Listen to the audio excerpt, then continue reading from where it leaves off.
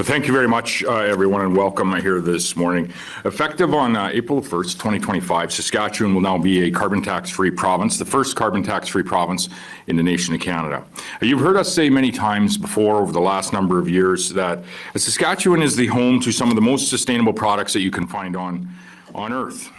We have in our province the most sustainable oil and gas industry in the world. We have a net zero oil company operating here in Saskatchewan, which we had the opportunity to highlight many times. I'm aware of no other net zero oil company operating anywhere across North America or anywhere on Earth for that matter.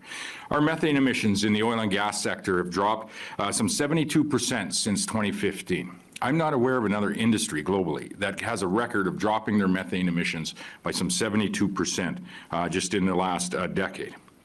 Potash, 35% of the world's potash comes from this province, and it's produced with half of the emissions of our next largest competitors in other areas of the world. We also produce about 15 to 20% of the world's uranium, high-grade uranium, high-quality uranium to be used in clean nuclear power in many other countries around the world, including Canada and the United States of America. And we want to produce more of that product as we have a number of additional uranium mines that are going through and waiting for their federal regulatory approval so that they can begin construction sooner rather than later. We have a net zero copper mine that is under construction to provide minerals or elements not only of today, but elements that are crucial to powering our future right here in our province.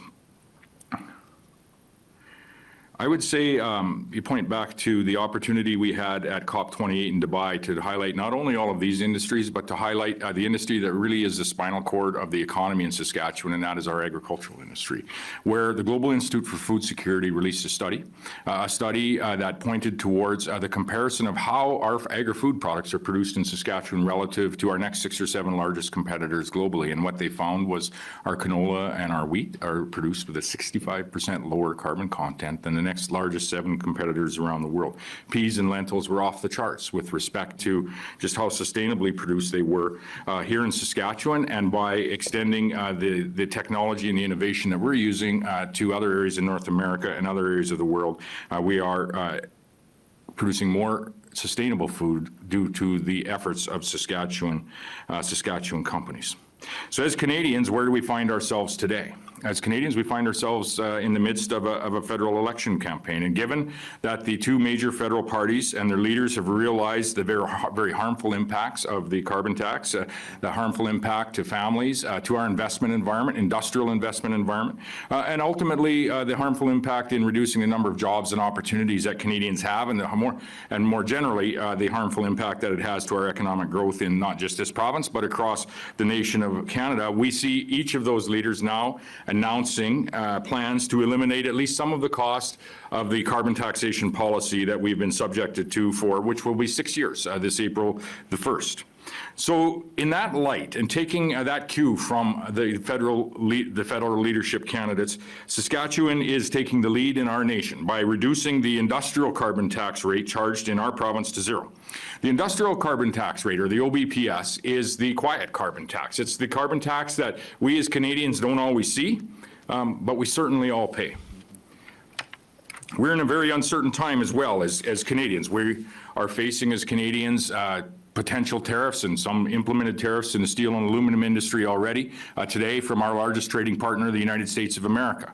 We also in this province and throughout the Midwest, the prairie provinces are facing today the 100% tariff on canola and peas and pork and seafood in our Atlantic areas, the Chinese tariff that's been imposed due to a policy decision, in fairness, by our federal Liberal and supported by the NDP governments, a policy decision to protect the EV industry, the Canadian EV industry, which is at this point in time not employing anywhere near the number of people that are being employed in the canola industry and the other aforementioned industry. So what we are doing as a province is we're taking very decisive steps to ensure that our industries in Saskatchewan are more competitive and to protect the jobs today in those industries and protect the jobs that we want to attract in those industries into the future. And most importantly, protecting Saskatchewan families from inflationary costs due to unnecessary taxation. The decision that we're making today will foster an economic environment where industries can feel confident to make further investments into our province, and I would say into our nation, to increase the production that they have, to add value to the production that they have, to protect the jobs that are here today, and to protect the very families that are creating income from those jobs in industries across Saskatchewan. As I mentioned earlier, Saskatchewan is producing the most sustainable products that you can find on earth today. Those products are benefiting not only Saskatchewan families from an economic perspective, but by extension, very much are impacting Canadian families in a very positive way. And so we want to create an environment where we can create more of those sustainable jobs, Canadian sustainable jobs right here in Saskatchewan. Making our province a carbon tax-free province will provide us with the opportunity to do just that. So our ask on behalf of, I would say, not only Saskatchewan residents, but largely on behalf of Canadians, is that all federal leaders running in this federal election would support the position that we have put forward. Removing unnecessary taxes where you can, attracting investment, and creating more Canadian jobs and more Canadian opportunity in areas like Saskatchewan, where we have the most sustainable food, fuel, food, and fertilizer that you can find on earth. And our ask of the federal governments is to allow provinces to regulate in this space, regulate in this area without imposing their federal backstop.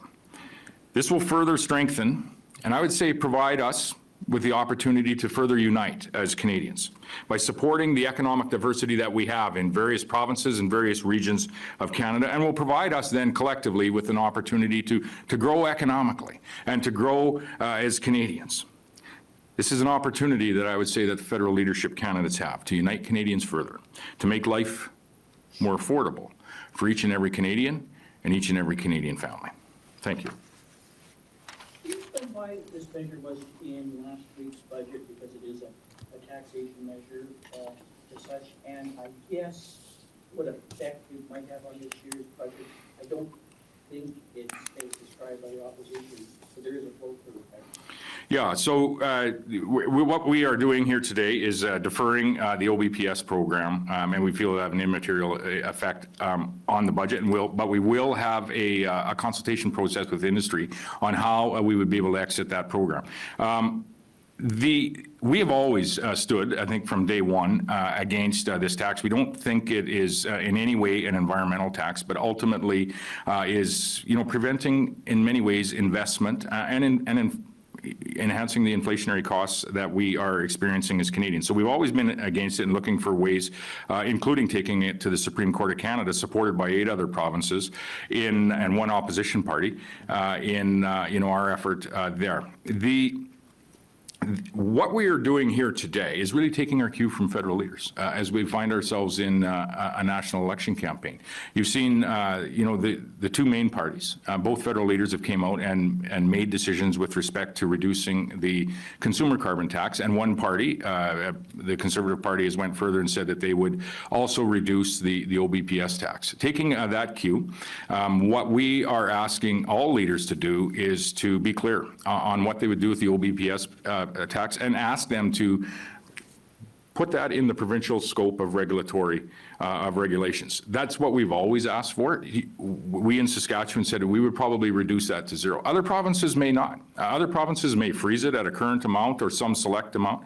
Other provinces may actually have it escalate over time, depending on the industry and depending on the opportunities that they have. Herein lies our, we're not only diverse as people across Canada, but we're diverse economically in how we generate our wealth. And I think that's very obvious right now as we have tariff discussions from multiple countries.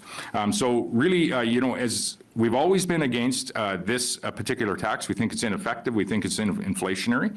However, we're really taking our cues from federal leaders over the last number of days as we see them starting to zero out this tax in different ways. What we're talking about today, the consumer carbon tax, is there's decisions that have been made there by both leaders. The OBPS, or the heavy emitter tax, is the leaders need to be clear on their position on that. This is the quiet carbon tax. This is the one that you don't always see, but we all pay. Okay, but what budget effect will it have?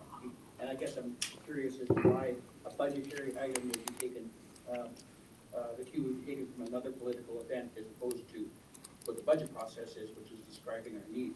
So I guess we need to know how it's going to affect this year's budget has pretty narrow surplus, and where do we go from here? Where do we make up the money? A lot of this, I think, is going for things like SMRs in the future. Yeah, I wouldn't assume that there's money that needs to be made up. What I would say is that this is a deferral, and we'll consult with industry on how we exit the program. And so some of those details would come out, days and weeks into the future when we understand what that exit would actually look like. But the important thing, and I think what this means to Saskatchewan residents, and if this was adopted by all the federal leaders that potentially could win, would mean the same for Canadian residents, is you would pay less, starting with your power bills. And it's very evident, and Minister Harrison can speak to how that is very visible in Saskatchewan, but it's not visible in all areas of Canada on your power bills. But it also would affect the gas price. It also would affect your grocery price and everything that we purchase. This, again, I say, is the quiet carbon tax. It's the carbon tax that we don't all see,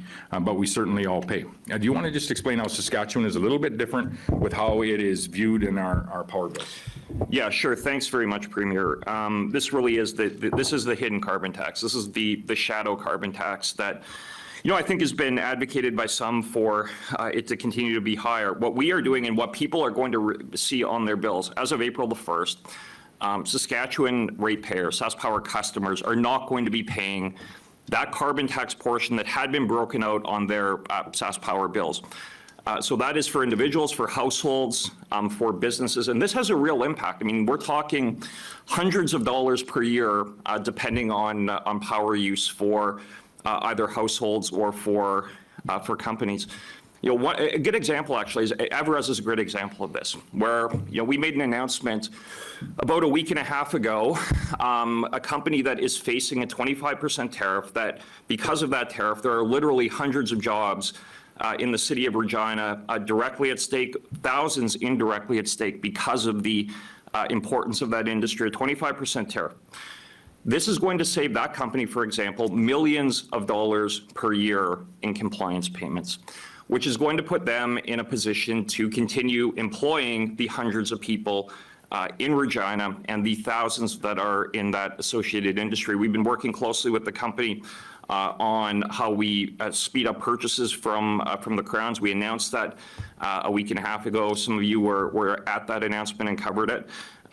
It was very well received, and I think you're going to see later today, as we go forward, economic stakeholders talking about the impact of this for them, whether that be individual employers, whether that be households, whether that be other stakeholders in the government realm, organizations like SARM, for example.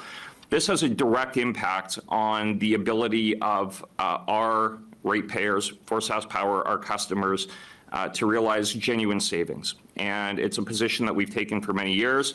And I think that is probably going to be the most obvious indication initially. People are going to see that line on their SaskPower bill, which is federal carbon tax, is no longer going to be paid.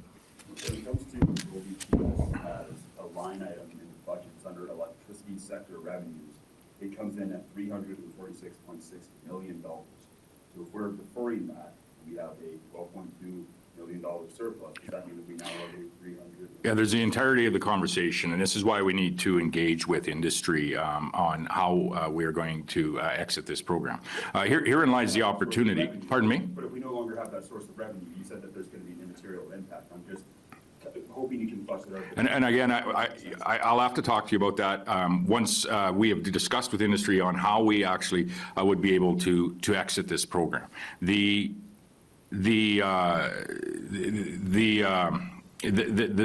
much more material impact on reducing this, eliminating this hidden carbon tax, or at least providing the opportunities for provinces to regulate in this space, is lower cost for families. That's the immediate material impact that Canadians would notice and that Saskatchewan residents would notice. Secondary, but equally important to that, was be an improvement in the investment environment in this province. Minister Harrison had spoken to the impacts on a company like Everest, that employ many not only USW to workers directly, but indirectly many across the province. And again, Evraz, with their electric arc furnace, is producing some of the most sustainable steel that you can find on earth, and recycling cars from not only Western Canada, but the Midwestern U.S. as well. Integral part of our North American economy in what they do. And so we'll have more details on those discussions in the days and weeks ahead. But what we're announcing here today will have a very real impact on Saskatchewan families starting on April the 1st. Saskatchewan in the investment environment and protecting the jobs that are here today starting on April the 1st. And as we find our way through the number of weeks consulting with industry on how we can actually exit the program, then we'll have more details on that. Can you expand on that? Because it might take the form of an exit fee, a transition fee to industry, or something. I don't know how this would work. I don't understand the question. Someplace along the line, there would be the need to make up the revenue within budget. That's if Al referred to $380 million, whatever it is. The opposition has another number, but I don't know if it's correct. Would industry be required to pay for some of those costs related to this? Well, I think you get back to the very function of costs across government. And in Saskatchewan, we have a power company that is owned by the people of this province, and our very goal and focus has been to deliver reliable, affordable power. We're making all of the decisions that we can in this space to ensure that is the case. Yes, as we find our way through the next number of decades, how we generate our power, how we deliver our power is going to change, and we're going to need more of it because we're a growing province, and our electrical needs are higher, whether that be because we do see some things like electrical cars coming into our centers, or whether it's like we see happening throughout the province with a new potash mine being built, or a new uranium mine being built, or a new copper mine being built, or a new canola crush facility being built. And so there is an entirety of the conversation here on just what our future looks like in this province and what our future looks like as Canadians from an investment attraction environment. And I would say that this quiet carbon tax doesn't help that in any way. And we're asking the federal leaders to allow provinces to regulate in this space. That's the ask here today. And I think, in fairness, that ask, if it was granted, you are going to see a much more robust investment environment across this nation, and collectively a much more robust investment environment in Canada. There is an opportunity here for federal leaders to unite Canadians even further. Second to that, and I would say equally, if not more important, is you see a greater degree of affordability for Canadian families. In Saskatchewan, you'll see it on April the 1st, but across Canada, we could see it as well if we eliminate not only the consumer carbon tax, but allow the provinces to regulate in this space of the output-based or the heavy emitter carbon tax. Further, I think people would really like some clarity on whether or not this will result in a deficit. So if I'm saying yes or no, we're going to have a deficit budget now because of this. Listen, we have a balanced budget, or a $12 million surplus that's introduced into the legislature, and we have every intent on delivering that throughout the year. But how are you, like, you're saying you're no longer going to collect the fee. You don't have that revenue anymore. How are you going to operate at a surplus then? And we're going to have those details in the days ahead. As we go through the consultation with industry, understanding, how the dollars flow, not only through Saskatchewan, but how they flow, even through other levels of government and through other industries across Canada. There is a much larger and much more complex answer to what the exit of this policy and this tax, a hidden tax on Canadians, will actually mean. All of it positive if we're able to regulate it at the provincial level. As I said, in Saskatchewan, we would look at bringing that to zero, and are going to do so on April the 1st. Across Canada, you might see a different answer to that. You might see the freezing of that rate. You might see some might even be escalating it. Some might escalate it in certain industries, but not others. And herein lies the opportunity for us as a very diverse, even culturally, nation, but also diverse economically, to make very good regional decisions that are in the best interest collectively of all Canadians. There's an opportunity here for both of our national leaders that can become Prime Minister to be very clear in this space. Why not have those consultations first? Why not have the answers available for people before announcing this policy change? well, I think we're taking our cue from the federal leaders as they start to back up on this policy to, not even go to zero as part of their policy, but turn the regulatory authority over to the provinces. Provinces know best when it comes to how to regulate largely natural resources, but also how to ensure that in their region of Canada, we're making for the most affordable environment for families that we represent. And I think, in fairness, we've done well over the last number of decades, not just the decade and a half government, I'd say a nonpartisan statement. We've done well in Saskatchewan in ensuring that we are the most affordable place to live in Canada, and we want to continue for that to be the case. I would say that more recently, we've also done well in attracting investment, and this is going to even increase those opportunities if we're able to make that investment environment more attractive. Do you have a plan and an understanding of how this is going to work first before making this announcement, before making this decision? Well, I think it's morphed over time. As when this first came in, you'll remember it was going to go to $50 and would never go higher by the federal government's comments. Then they announced that they were musing about it going substantially higher, and then it was going up to $170. And herein lies, I think, some of the direction that we would take from industry is on, what does this look like going forward? For an investment environment, what does it look like going forward to ensure that you're competitive? And for us, our interest is to preserve the jobs and opportunity in Saskatchewan communities. And so that is the discussion that we're going to have with industry is how could we exit this program in a very positive way for Saskatchewan people and Saskatchewan opportunity. What we find ourselves in today and why we're here today is really taking our cue from the federal leaders who have all made steps, taken steps in backing up, at least on the consumer side. But what we're asking for them to do is to not even back up on the quiet carbon tax, the heavy emitter carbon tax, but allow provinces to regulate in this space. Don't you think done a little bit on this? I mean, it's 5 weeks away till we find out who's going to be the next federal leader. One leader is saying you get rid of the industrial emitter tax. The other leader is saying that this is something that we need. No, I think the question is very pertinent today. Canadians should know where each leader is on the quiet carbon tax, on the heavy emitter carbon tax. Are you going to give the regulatory authority to the provinces and allow them to regulate in this space? Are you going to set it to zero? Are you going to freeze it? Or are you going to increase it indefinitely over time? That's an important question, I think, that Canadians want to know the answer to as we find our way to that election day in Canada. Very important question. We have so many challenges as Canadians today. We in Saskatchewan are facing 100% tariffs on some of our largest agricultural products. Deep impact into the Saskatchewan economy. We in Saskatchewan, like other Canadians, are facing the potential threat and are already have in place tariffs on steel and aluminum. And that's why we've made decisions to advance some procurement in the Crown utility space to support our steel industry in Saskatchewan. But very much as Canadians are facing a time of uncertainty. This is an opportunity for federal leaders running to be our Prime Minister to be very clear with Canadians on what the costs they're going to impose on Canadians are, whether the Canadians can see them or not.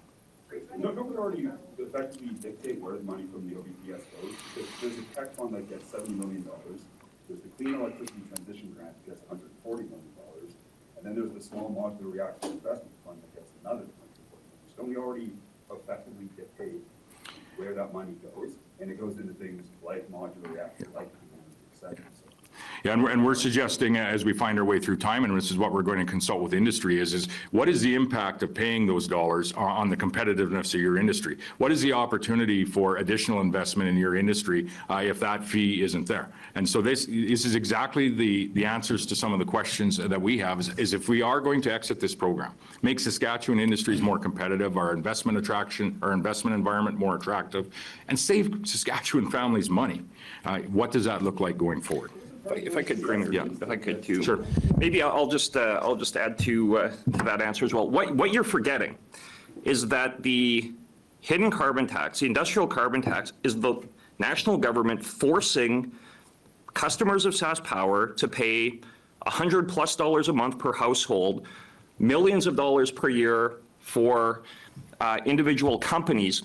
At SaskPower, we can manage without the industrial carbon tax in place. We can manage what our future is going to look like at SaskPower without any of these resources.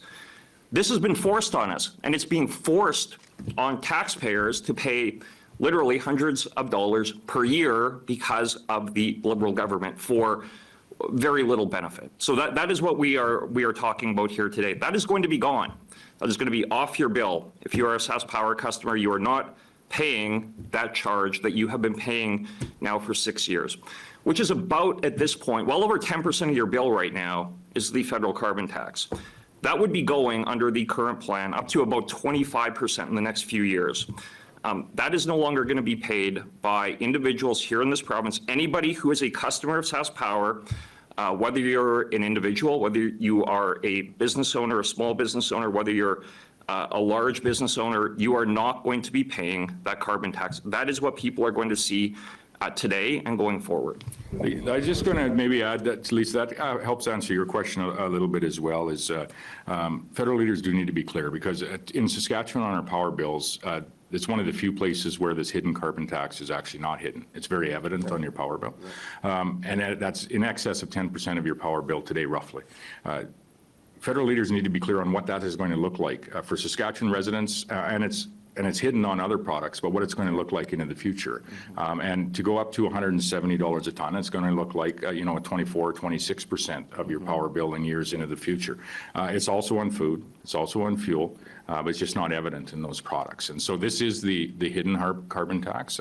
We don't all see it. You do on your power bill in Saskatchewan, one of the few places, but we certainly all pay it. And so what we are asking the federal government to do is to, allow us as regional leaders, as provincial leaders, to regulate in this space. That's always been our ask.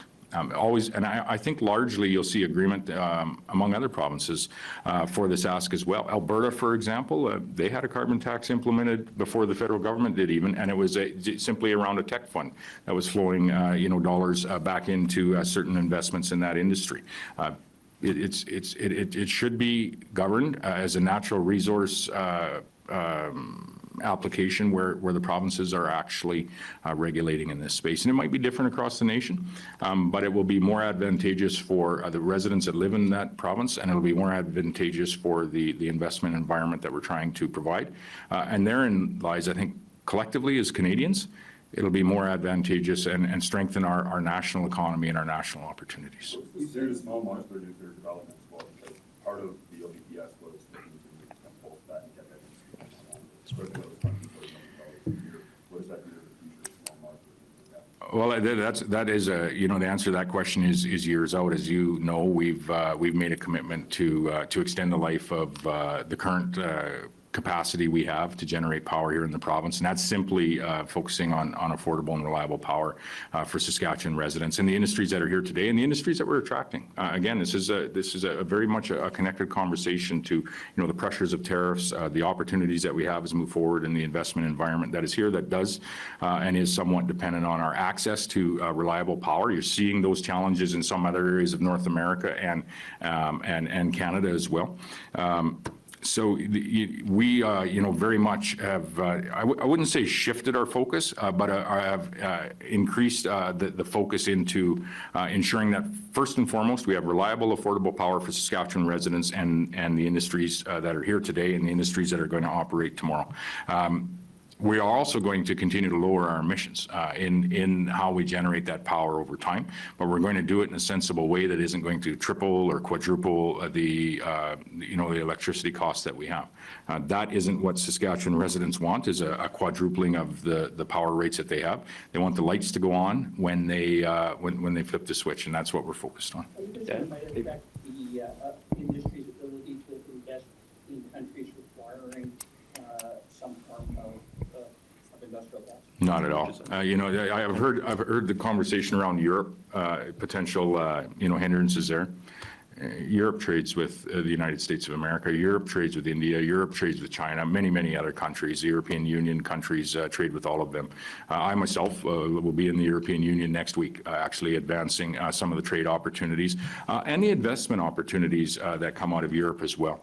So I don't foresee that as any type of hindrance whatsoever, because European Union countries not only trade with Canada today, but trade with many other countries around the world that don't have a heavy emitter carbon tax in place, a hidden carbon tax. Speaking of Europe, last night we went to bed and there was new tariffs coming on autos. We wake up this morning, Trump says Canada and Europe do anything that affects the American economy. He'll then use large-scale tariffs. I'm not sure what that is, but 25%. How much of this decision was made counter to unstable, self-proclaimed genius in the White House? I don't know. I looked at the last part of that statement where, the claim was American has been the best friend to Canada and Europe, and I don't know that it feels like that recently. That being said, and we've taken this approach from the very early days, despite all of the rhetoric coming out of the president and the White House recently, despite the challenging situation that we have in North America, not only with the threat that are imposed in the case of the steel and aluminum industry, tariffs on our products, and the auto industry coming now. Despite the counter action or the retaliatory tariffs that we've seen on China, which have a significant impact on the Saskatchewan ag industry, the U.S. is our largest trading partner. And when the dust settles on this conversation, they probably are still going to be our largest trading partner. And so we've taken a somewhat different approach of, education, advocating, but also being firm with our largest trading partner, the United States of America. I didn't hear any comments on the products that we have and that are important to Saskatchewan jobs and families last night. And so that was the first thing that I did notice. There's been, maybe a different approach taken by leaders across Canada, and we'll see how this all works out as we find our way through what is a very difficult conversation for all working people wherever you might live in Canada. And I think really speaks to the other conversation that we're having today is whether you're governments or running in a national campaign, should be very clear with Canadians on making every effort to make life more affordable here in a very uncertain time, because some of the tariffs and imposed tariffs are not going to make life more affordable. Some of the counter tariffs that are already in place from the Canadian perspective, or potential counter tariffs that will come into place, will not make life more affordable for Canadian families. And so we should be controlling what we can control. And the hidden carbon tax is one that we can control. And so what we're asking the federal government to do is to turn that regulatory power over to the subnational leaders. I just want to ask you about Premier Daniel Smith going to the States, I think today as well, speaking to the American people there. Okay. She's faced some accusations of being a traitor for doing that, and she spoke about this yesterday in Alberta, saying she's fighting back against that notion. Just wondering what you think about her going to the United States. No, she's, I think, one of the strongest advocates we have in Canada right now on, what the path forward looks like and what a North American trading environment should look like, despite all of the rhetoric that's happening. And, I go back to, Jean Chrétien's statements that you can't be smart when you're angry. We do need to be smart as Canadians right now. And I know there's a lot of anger and substantial anger for good reason. But we need to be smart, and we need to take care of ourselves in everything that we do as leaders. And Premier Smith, I think, certainly has taken probably a similar approach that we have as well here, is using the contacts that she have, whoever they might be, to advocate and to educate on just how integrated our economy is. I said earlier, Evraz Steel is recycling most of the cars, not just in Western Canada, but throughout the Midwestern states. I don't know where those cars go if Evraz ceases to operate for even a period of time. Never mind, all of the USW jobs, never mind all of the indirect jobs in and around Regina, never mind the integration with all of the other steel companies in Saskatoon and across Canada, across the province and Canada and the continent. Is a very integrated industry on so many fronts. So, I commend not only Premier Smith, but all premiers that are doing their level best to engage with the contacts that we have. And when we have a Council of Federation meeting, there's 13 leaders on that call. Collectively, they have a lot of phone numbers in their Rolodex, and they're all reaching out to everyone that they have, whether they be policymakers, industry people down there, and the goal is to advocate and to educate as to the importance of the trade relationship that we have, despite the rhetoric, and what it needs to look like into the future. And that's where we're working our way back from. Is we want that free and fair trading environment, and we're going to try to make decisions to get there. There are going to be some tough ones along the way, potentially, though. Can you explain, I guess, what's stopping the federal government from imposing the federal backstop on the industrial?